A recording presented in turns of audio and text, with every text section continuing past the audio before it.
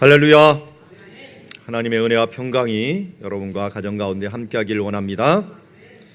자, 오늘 말씀 제목이 뭐죠? 네.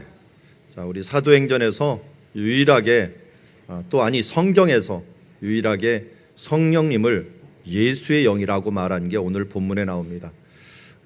저는 성령님을 이렇게 얘기하는 걸 굉장히 좋아하는데요. 예수님이 좀 더 가까이 느껴집니다. 성령님 하는 것보다는 예수의 영이라고 하는, 예수님의 영이라는 것이 가까이 느껴지는데요. 우리 사도행전을 보고 있지만 사도행전은 성령님의 역사하는 그런 모습이며, 우리의 시대가 바로 성령님의 역사하는 시대를 살고 있습니다. 그분과 함께 동행하는 삶이야말로 우리가 궁극적으로 또 항상 추구해야 될 삶인 줄 믿습니다. 오늘 특별히 사도 바울은 어떻게 성령의 이끌림을 받았고 예수의 영을 이끌림을 받았는가 하는 것들을 우리 함께 보는 아주 귀중한 시간이니, 짧은 본문이지만 오늘 하나님 앞에서 우리의 삶을 다시 한번 정돈해 보는 귀한 시간이 되기를 원합니다.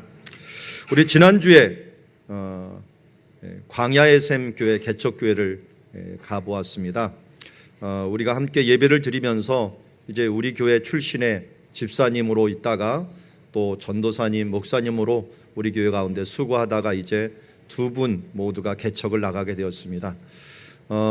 우리 경기 광주 사랑누리교회 김수동 목사님이 좀 개척하는 교회, 우리 교인들 몇 분들이 이제 가서 마중물로 예배를 드리고 있고, 그리고 또 광야의 샘 교회 이 마중물을 안 해도 될 정도로 일단은 사람들이 먼저 모이는 그런 모임이 되어서 얼마나 감사한지 모르겠습니다. 정말 이름 그대로 광야의 샘이 되는 교회가 되기를 원합니다. 우리 교회 또 하나님의 은혜, 또 우리가 하나님 나라에서 자랑할 수 있고 또 상급으로 받을 수 있는 것들은 아마 이런 것이 아닐까 봅니다. 이 땅에서 많은 재산을 남기고 또 멋진 학벌을 남기고 명예를 남기는 것보다 이 땅에 하나님의 나라를 남겨나가는 것들, 주님께서 우리에게 기도하라고 한 제목들이죠. 하늘의 뜻이 이 땅에 이루어지기를 위해서 기도하고 하나님 나라 확장을 위해서 기도하라고 했는데, 여러분들이 기도하고 후원함으로 말미암아 우리 교회가 이렇게 확장되는 것들 하나님의 큰 은혜인 줄 믿습니다.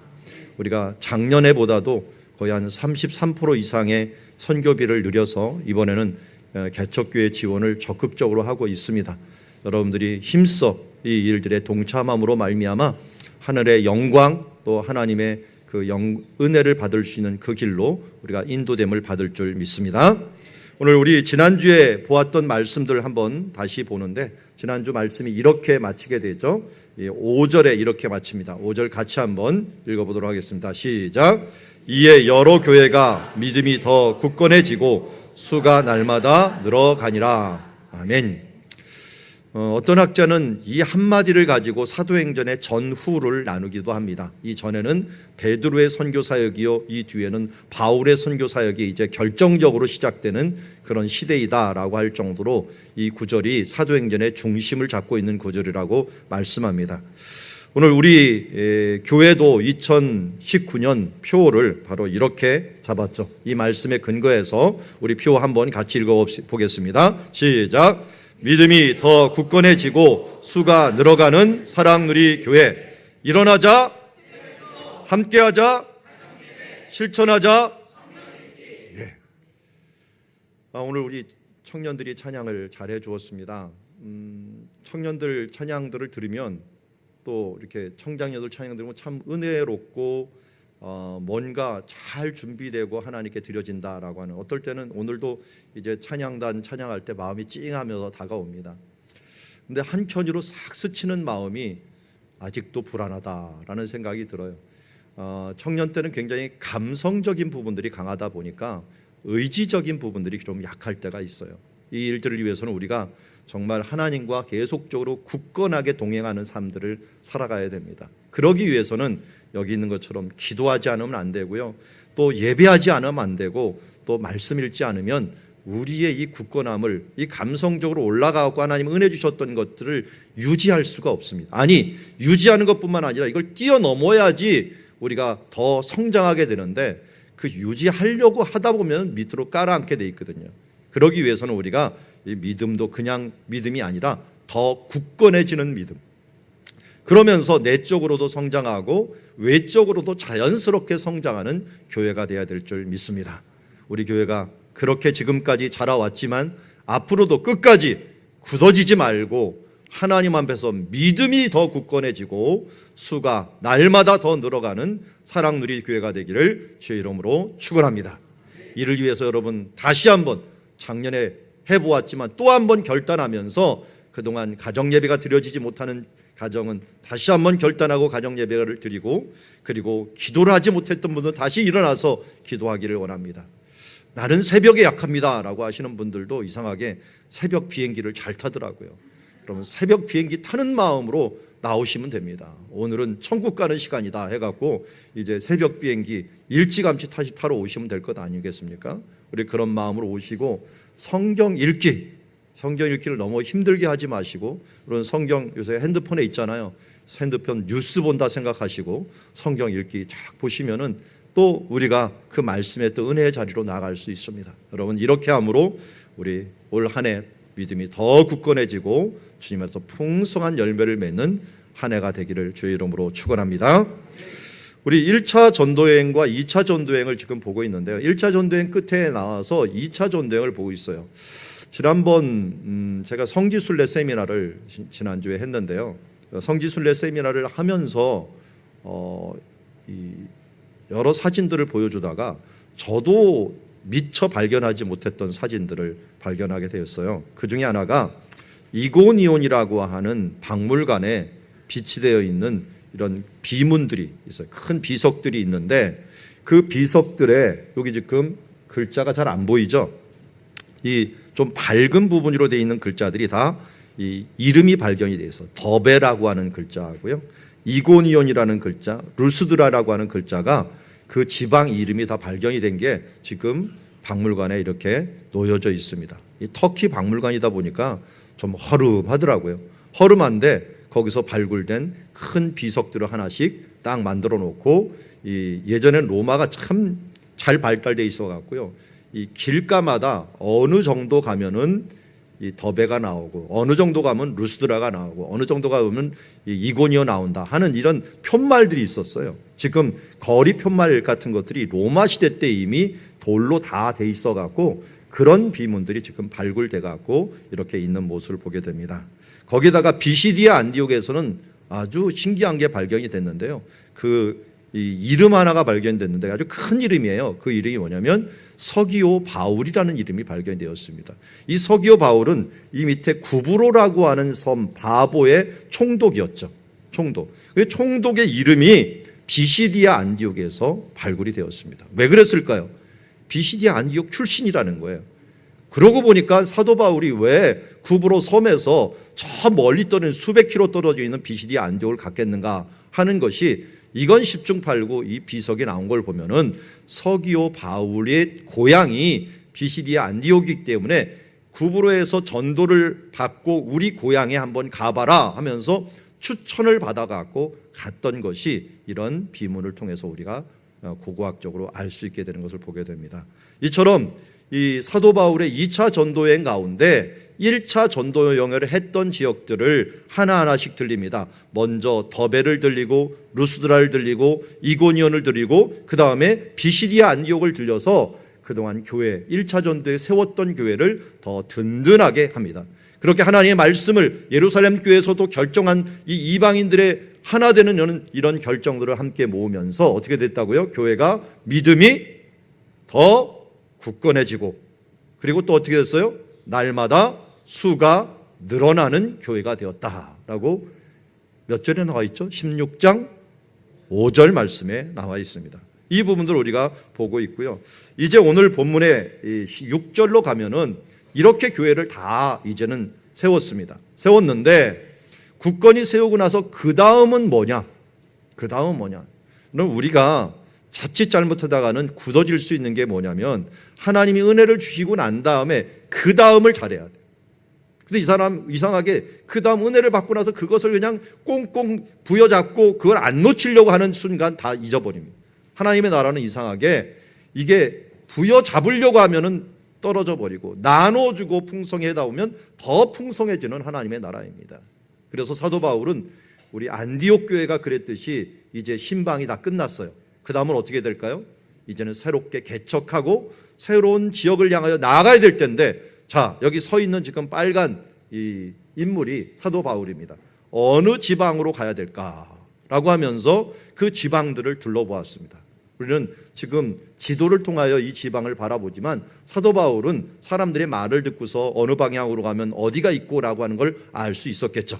그래서 성령 맨 처음에 가보려고 했던 지역이 바로 아시아라고 하는 지역입니다. 아시아.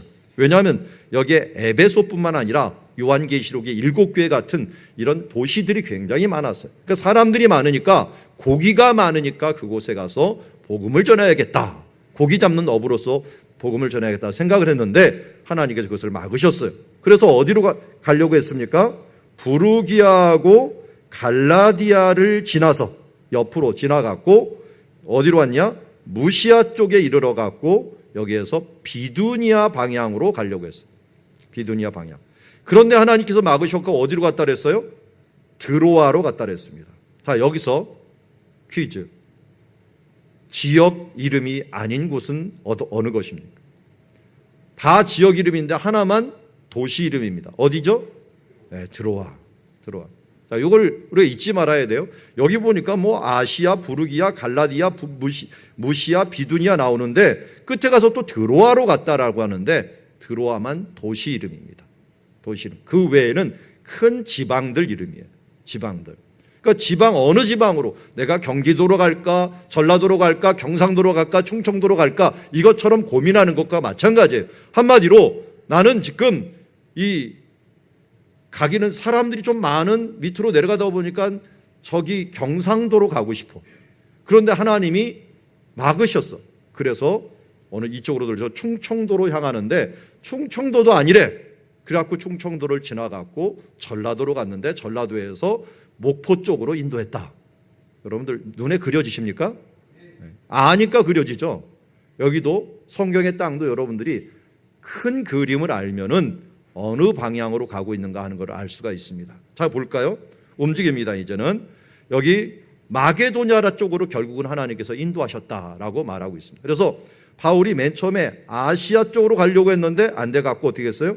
무시아에서 이제는 비두니아 쪽으로 가려고 했는데 이것도 안 됐어요. 할 수 없이 드로아 쪽으로 갔습니다. 그래서 가는 길이 이렇게 변하게 되었습니다. 자, 여기에서 우리 한번 생각해 보겠습니다. 그러면 이 나중에 결국은 이쪽으로 인도되는 가운데 왜 하나님께서는 아시아도 못 가게 만들고 비두니아도 못 가게 만들고 왜 드로아에서 마게도냐 쪽으로 가게 만드셨을까요? 이런 질문은 분명히 할 수가 있습니다. 분명히 아시아는 사람들이 많은데 그곳은 가지 못하게 만들고 비두니아는 어떤 면에서 뭐냐면 시골이에요. 시골 쪽으로. 그럼 내가 도시로 못 가게 하면 내가 시골로 가야지 했는데 그쪽으로도 못 가게 해요. 그래서 또 중간으로 가갖고 갔더니 앞에 딱 놓여져 있는 게 뭐예요? 바다예요, 바다. 대체 어떻게 하란 말인가 했는데 하나님께서 바로 여기서 마게도냐 쪽으로 이끌어가는 것을 보게 됩니다. 자, 우리는 여기서 결과론적으로 왜 이쪽에 가게 됐는가를 나중에 알게 돼요. 첫 번째는 뭐냐면 마게도냐가 급했어요. 급했기 때문에 하나님이 다른 데보다 우선순위로 이쪽을 가게 만들었습니다. 두 번째는 뭐냐면 나중에 알고 보니까 이 아시아에는 우상이 너무 강력했어요. 특별히 에베소에는 그 당시 로마 역사가가 돌아다니면서 그 로마 제국을 다 돌아오면서 로마에는 7대 불가사의한 건물이 있다라고 하면서 로마 제국을 묘사해 놓았습니다. 그 중에 우리가 잘 아는 피라미드를 보면서 이건 정말 불가사의한 건물이다 하면서 이집트 걸 얘기를 했는데 그 중에 오늘 아시아에 하나가 있었어요. 그 아시아에 하나가 뭐냐면 바로 에베소에 있는 아데미 신전이었어요. 신전이 어마어마하게 커갖고 이건 인간이 이걸 만들 수가 없다라고 하면서 불가사의한 건물이다라고 이야기를 해준 건물이 바로 에베소에 있었어요. 그러니까 얼마나 우상의 세력이 셌겠는가 하는 것들을 알 수 있겠죠. 제가 교역자 수련을 예전에 한 10년 전에 마치고 나서 저쪽 거제도에서 올라오는 길에 식사를 하기 위해서 진주를 한번 들렸어요. 근데 진주에 갔더니 남강이라고 하는 강이 있죠. 거기에 봤더니 무슨 등축제를 하고 있더라고요. 그 당시만 해도 뭐 1회, 2회 이 정도 할 정도였는데 등축제를 했는데 어마어마한 축제를 하고 있더라고요. 그래서 야, 볼거리가 많다 해가지고 갔더니 웬걸요? 다 불교 문화야. 이게 무슨 용 그려놓고 무슨 미신 문화부터 시작해서 불교 문화가 꽉 차 있는 그런 등축제를 하고 있더라고요. 근데 이상하게 그런 데 가면은 마음이 이상하게 내가 그리스도인이라는지 뭔가 확 막히는 느낌이 들어요.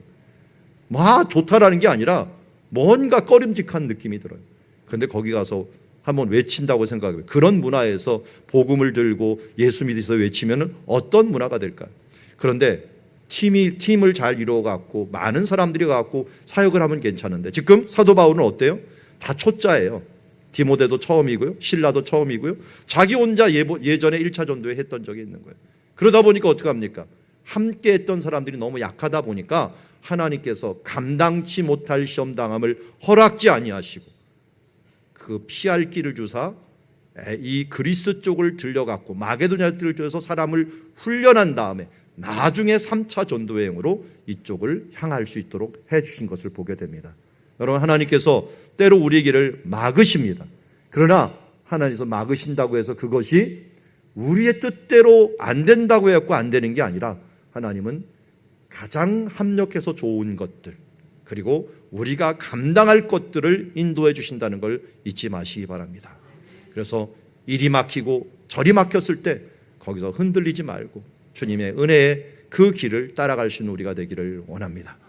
저도 돌아보면은 하나님께서 왜 저의 길을 이렇게 자주 막았는가 하는 것들을 생각하곤 합니다. 맨 처음에 저는 서울로 이제 직장을 가져가고 그곳에서 열심히 일을 했습니다. 직장 생활을 했어요. 이 한남동에서 일을 했으니까 뭔가 거기서 올라가고 중소기업이기 때문에 금방 올라가고 내가 중직에 오를 수 있으니까 거기에 있는 이사님도 너 조금만 잘하면 할 수 있다라면서 이 옆에서 띄워주고 이 사장님도 띄워줘갖고 뭔가 으쌰으쌰 했는데 갑자기 하나님께서 저에게 그런 마음을 주셔서 농장을 해야겠다. 시골로 들어가겠다. 시골로 또 들어갔어요. 또 시골로 들어갔더니 시골에서 또 하나님께서 막으셔갖고 거기서 또 하나님께서 넌 목회 길을 가야 된다. 그래서 그 길을 갔어요. 이 서울로 가도 안 되고 시골로 가도 안 되고 갑자기 목회 길로 가게 되었어요. 그러면서 준비를 하다 보는데 또 학교에 들어갔더니 웬 데모가 그렇게 크게 일어나갖고 공부를 못하게 만드래. 그래갖고 이래서는 안 되겠다. 또 할 수 없이 거기서 이렇게다가 내 목회 아무것도 못하겠다. 그래서 유학을 갔어요. 유학을 가고 공부를 했어요. 공부를 하고 돌아와갖고 이젠 내가 개척을 해야지 하면서 서울 근교에서 개척을 했는데 개척을 하려고 딱 갔더니 거기서 또 콱 막혀버렸어요. 아니 가는 데마다 되는 일이 없네. 그래갖고 또 다시 이곳저곳을 막 돌아다니다가 하나님께서 이 수원에 정착을 하게 해주셔갖고 수원에 열린 마음을 확 주셔갖고 이곳에 정착을 하게 되었습니다. 그러면서 하나님께서 이곳에 오신 뜻을 나중에 알게 되었어요. 제 체질상 우리 영통이 딱이에요. 너무 서울도 아니고 너무 시골도 아니더라고요. 이 정도가 제가 이 신방하고 또 설교하고 또 사귐을 가지기에 딱 맞는 그런 수준에 여러분들이 딱 저하고 맞는 수준으로 지금 만나지 않았습니까? 네. 제가 이리 끌리고 저리 치우지 않았다면 여기 어떻게 왔겠습니까? 직장에서 너무 잘 돼도 문제고 시골에서 농장한다고 너무 잘 돼도 문제고 제가 지난 다음에 저 시골 농장이 갑자기 몇 억을 벌었다 그러더라고요. 제가 세워놓고 왔는데 그래서 그런 걸 보면 계속 돈 벌었으면 제가 과연 목회 길을 갔겠는가 하는 생각도 있고요. 또 이리 막히고 저리 막히고 하지 않았다면 여기까지 안 왔을 겁니다. 그런데 제가 지나놓고 보니까 이건 하나님이 완벽하게 인도했구나. 여기 오니까 제가 가르치는 사역들이 다 열려버리더라고요. 여기 와면서 총신대학원으로 가르치는 일들, 총신대학교로 가는 길들, 이 가는 길이 여기 센터더라고요. 어디든지 문이 뚫리는 이런 교통의 요지 가운데서 저를 세워놓고 하나님의 사역들을 행할 수 있도록 하나님 열어놓은 모습을 보았습니다. 그런 것들이 막히는 것 같지만 결국은 하나님께서 인도하시는구나. 그게 뭐냐면은 결국 성령이 인도하시는 길이에요. 오늘도 성령이 아시아에서 말씀을 전하지 못하겠다라고 말했지만 조금 있다가는 무시아에서 이제 비두니아 시골로 가려고 했는데 이번엔 누가 막았다 그랬어요? 예수의 영이 막았다 그랬어요. 그런데 나중에 언제 열렸어요? 드로아에서 마게도냐 환상을 보면서 거기서 길이 열립니다. 그때는 누가 하신 것이라고 얘기합니까? 여기는 하나님이 저 사람에게 복음을 전하라고 얘기합니다. 자, 세 개를 딱 보면서 같은 성령님을 말하는데 한 번은 성령님, 한 번은 예수예요, 한 번은 하나님이라고 얘기합니다. 이게 바로 삼위일체 하나님의 특성을 얘기를 합니다. 성령님만이 아니라 삼위일체이기 때문에 모든 하나님이 한 하나님, 세 분이 한 하나님이기 때문에 어떨 때는 예수의 영으로, 어떨 때는 우리 성부 하나님의 모습으로 우리가 함께 일하시고 있다는 걸 우리가 알 수가 있습니다. 그래서 성령님은 하나님인 동시에 예수의 영인 동시에 우리의 하나님의 영으로서 우리와 함께 계시다는 거예요. 저는 이 말을 들을 때 요새 우리 마태복음을 큐티를 하고 있지만 이 예수의 영이 왜 좋으냐면 예수님이 이 땅에 오실 때 아들을 낳으니 그 이름을 예수라 하라 라고 했죠. 그런데 이 예수라고 한 다음에 그 다음 절에 뭐랍니다? 처녀가 잉태하여 아들을 낳으리니 그 이름을 뭐라고요? 임마누엘이라 하리라. 예수님의 이름이 두 가지 이름이에요. 하나는 구원자라고 하는 자기 백성을 저들에서 죄에서 구원할 자라고 하는 예수라는 이름과 하나님이 우리와 함께 계시다라고 하는 임마누엘이라는 이름이 있어요. 근데 이 임마누엘이라는 이름, 이 이름이 얼마나 중요한지, 얼마나 가슴에 와닿은지 요한계시록 마지막 부분에도 결국은 임마누엘로 끝나버려요. 그래서 마태복음 신약 성경의 처음 시작이 임마누엘로 시작하면요, 요한계시록의 끝도 임마누엘로 끝나요. 우리는 임마누엘인지도 잘 모르지만 하나님이 함께 계시다라는 것이 바로 임마누엘이기 때문에요, 마태복음과 처음 요한계시록의 끝은 하나님이 함께 계신다는 것으로 끝납니다. 그런데 정말 예수님이 우리와 함께 계십니까? 우리 옛날 같으면요, 예수님이 우리와 함께 있을 수가 없었어요. 예수님이 2000년 전에 오셔갖고 계시면 누구하고만 함께 있었을까요? 육신에 한정이 되어 있기 때문에 누구하고 있었어요? 유대인하고만 있었어요. 유대인도 일부 사람들과만 함께 있을 수 있었어요. 그런데 이제는 하늘로 올라가시고 우리를 고아와 같이 내버려두지 않겠다고 약속하신 뒤에 예수님이 다시 찾아오셨는데, 다시 찾아올 때는 육신을 입고 온 것이 아니라 영으로 찾아와 주셨습니다. 그리고 영접하는 자, 곧 그 이름을 믿는 자들에게 누구에게나 바로 예수님이 찾아와 주셔서 그 마음속에 계시고 그와 함께 계시고 그가 영원히 동행하시겠다고 우리 마태복음 28장에 내가 세상 끝날까지 너희와 항상 함께 있으리라 약속해 주신 줄 믿습니다. 그러기에 우리는 그 임마누엘 주님을 우리 가운데 모실 수 있게 되었습니다. 그게 바로 예수의 영이에요. 그게 바로 하나님이에요. 그게 바로 성령님이에요. 성령님이 우리 가운데 함께함으로 이제는 세상 끝날까지 우리를 인도해 주시고 함께 계시는 줄 믿습니다. 자, 그런데 이 사도 바울이 잘 보니까 성령의 이끌림을 받고 예수의 이끌림을 받고 하나님의 이끌림을 받았다라고 얘기를 하는데, 딱 보니까 마지막 10절 말씀은 하나님께 어떻게 이끌림을 받았는지를 알려줬어요. 어떻게 해요? 하나님이 저 사람들에게 복음을 전하라고 말한 그것을 어떻게 알았어요? 10절에는 그 위에 있잖아요. 환상을 보았을 때라고 했죠. 환상을 보면서 성령님의 이끌림을 받았구나, 이건 확실히 알아요. 그런데 6절하고 7절에 나오는 성령이 아시아의 말씀을 전하지 못하게 했다는 말과 또 7절에 보면 예수의 영이 허락지 아니하였다는 말, 이것을 보면서 아니 어떻게 대체 성령님이 어떻게 말씀하셨고 어떻게 허락하지 않았는가, 이 부분들은 성경에 기록이 되어 있지 않습니다. 자, 이게 왜 중요하냐면 앞으로 우리가 성령에 따라 살아가야 되는데, 성령의 이끌림을 받아야 되는데, 그러면 대체 이렇게 구체적으로 얘기하지 않으면 어떻게 인도하심을 받고 내가 어떤 식으로 성령의 이끌을 받았는지, 예수의 영에 내가 허락을 받았는지 안 받았는지를 어떻게 압니까? 라고 물어본다면 참으로 애매하게 됩니다. 그런데 이미 말씀을 해 주셨어요. 어떻게 말했을까요? 1차 전도행을 통해서 얘기를 했고요, 또 앞으로 3차 전도행을 통해서 얘기를 해요. 자, 먼저 1차 전도행부터 볼까요? 1차 전도행 때 어떤 일이 있었습니까? 성령의 인도함을 받은 부분들을 한번 보세요. 사도 바울이 구브로에서 지금 비시디아 안디옥으로 갈 때 상황이 어땠습니까? 그가 말씀이 콱 막혀버렸어요. 막히니까 구부로에서 전할 수가 없었어요. 비시디 안디옥에서 올라가기 전에 버가에서도 막혔어요. 여기서 마가는 떠나버리고 이 복음이 꽉꽉 막혀 있는 것처럼 느꼈어요. 어떻게 방해를 받기도 하고요. 전화해도 사람들이 듣지도 않고요. 그런데 우리 생각에는 막히는 것이 성령님이 함께 안 하는 걸라고 생각을 했는데 나중에 보니까 성령님이 이끌어주는 거예요. 생각을 해보세요. 내가 길을 가는데 여러분들 차를 타고 길을 가는데 오른쪽으로 가는 길, 왼쪽에는 샛길이 많아요. 샛길이 많으면 좋을까요? 안 좋을까요? 그럼 고속도로가 왜 편하죠? 샛길이 별로 없어서 그래요. 신호등도 별로 없잖아요. 그러니까 목표 지점에 가깝고 출구가 딱 하나가 있는 거예요. 마찬가지로 이 막힌다라고 하는 것, 출구가 막혔다라고 하는 것들이 결코 나쁜 거는 아닐 때가 있는 거예요. 정확한 목표를 향하여 갈 수 있도록 하나님께서 우리를 인도하실 때가 있어요. 그때는 우리 옆의 길을 다 막아주셔요. 막아주셔갖고 결국은 하나님이 원하는 길로 우리를 인도해 주셔요. 하나님 일로 나가고 싶은데 절로 나가고 싶은데 그건 내 생각이고 하나님의 생각은 다를 때가 있다는 말이에요. 그래서 성령의 인도함을 받을 때는요, 막힐 때가 성령의 인도함을 받을 때가 있기도 합니다. 그때는 꽉 막혔으면 옆으로 돌아가라고 하는 뜻이고 이쪽에 또 꽉 막혔으면 하나님께 직진하라는 뜻이고 해서 그 길로 올라가서 비시디 안디옥에 올라갑니다. 그럼 맨날 막히기만 할까요? 아니에요. 성령님은 때로는 열어주십니다. 비시디 안디옥에서는 복음이 활짝 열렸어요.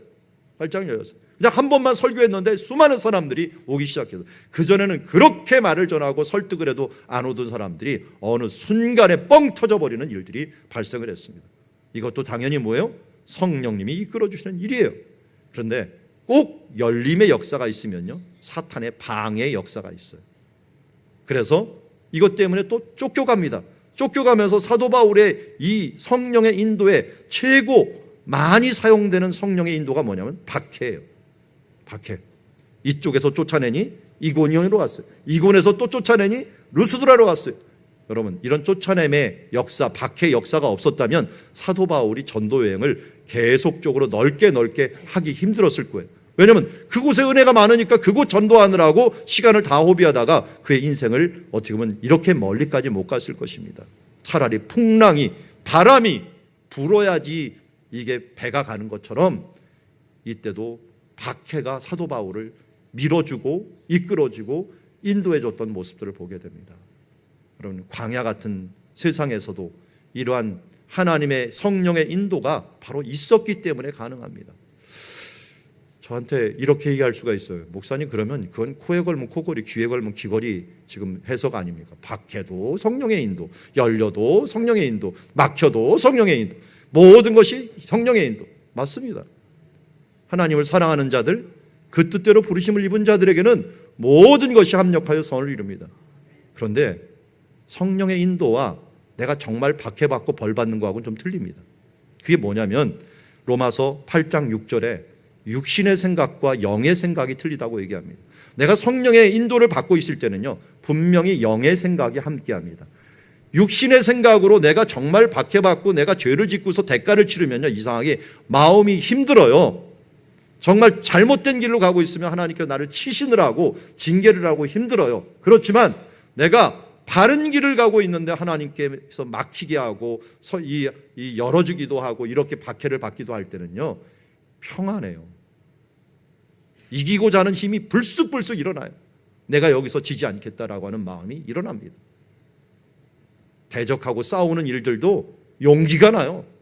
이 정도야 내가 이겨낼 수 있지 하면서 영의 생각은 뭐라고요? 생명과 평안입니다. 의욕이 일어나고요, 평안이 있습니다.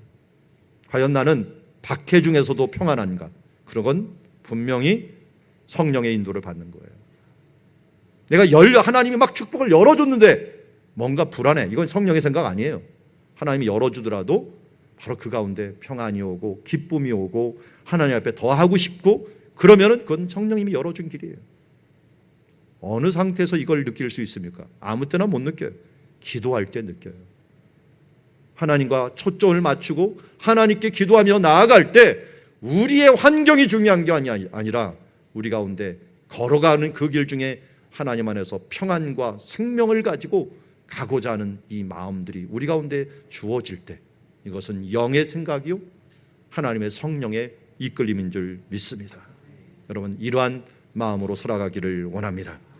이제 사도 바울은 이 성령의 이끌림을 받아서 이 무시아 앞에 드로아로 가게 되었습니다. 드로아에서 서 있는데 우리가 잘 아는 밤에 환상을 봅니다. 환상을 보는 가운데 무엇을 봅니까? 그 환상 가운데 마게도냐 사람이라는 걸 어떻게 알았을까요? 이 사람 여기 보니까 바울이 입고 있는 옷하고 마게도냐 사람하고 입은 옷이 틀리죠. 그러면 지방마다 이 전통 복장이 틀립니다. 이 당시만 해도 자기네 전통 복장이 있었기 때문에 복장을 보면서 알 수가 있어요. 대충. 그런데 재미난 것은 학자들이나 저도 잘 보니까 이때부터 이 저자가 인칭을 뭐라고 썼냐면 우리라고 하는 인칭을 썼어요. 여기 뒤에 우리를 도우라고 했지만 10절에 보면은 보세요. 바울이 그 환상을 보았을 때 우리가라고 했죠. 우리가.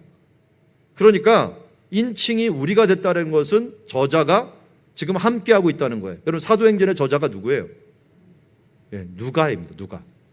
누가가 저자인데 이때부터 같이 해요. 어디까지 같이 하느냐? 여기 있는 마게도냐까지 같이 해요. 그 다음부터 싹 또 없어져요. 그러다가 또 다시 3차 전도여행 때 마게도냐 근처에 왔을 때 저자가 또 우리가라는 표현을 써요. 이런 표현을 통해서 10중8구 여기에 우리라는 사람하고 마게도냐 사람은 누가일 가능성이 높습니다. 누가일 가능성.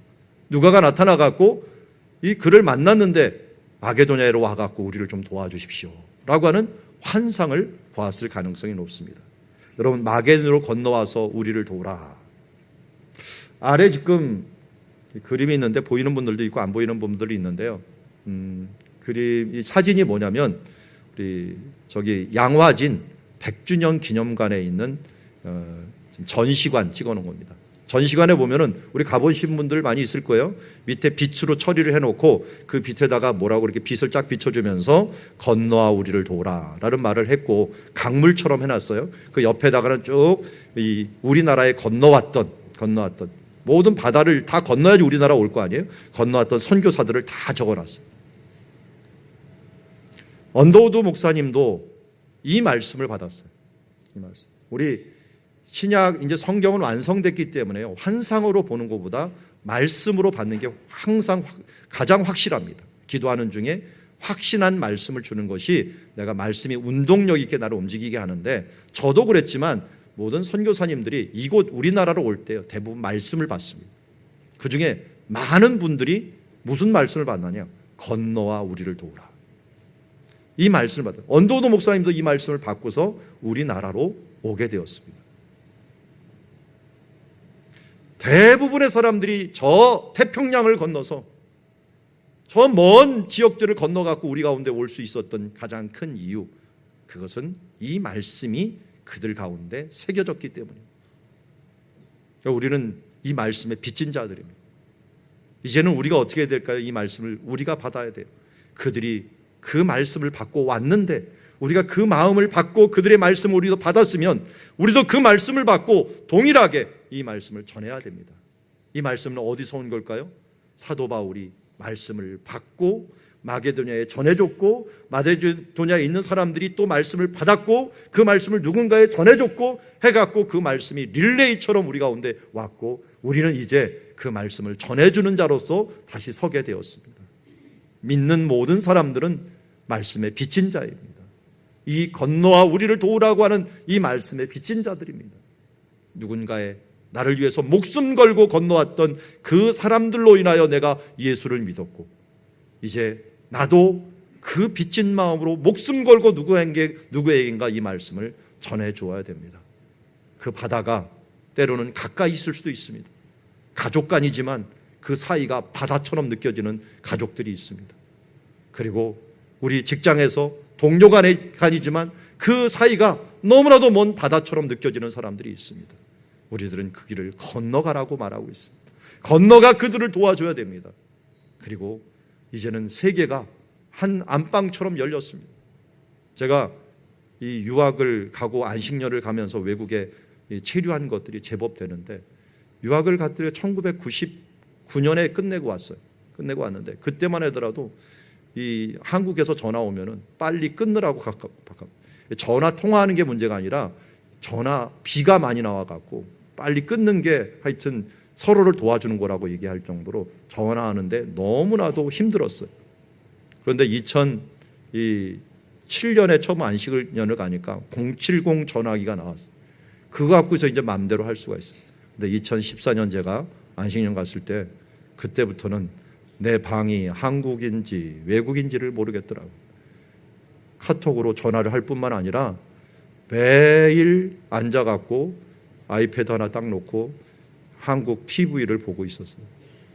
매일 외롭고 힘들면은 그냥 뉴스 보고 TV 보고 그거 보다가 잠자고 또 일어나고 도서관 갔다가 또 오면 방에 오면은 한국이 완전히 얼마든지 무료로서 통화하고 행할 수 있는 그런 길들이 열리다 보니까 세계가 너무 가깝게 느껴지는 것을 보게 되었습니다.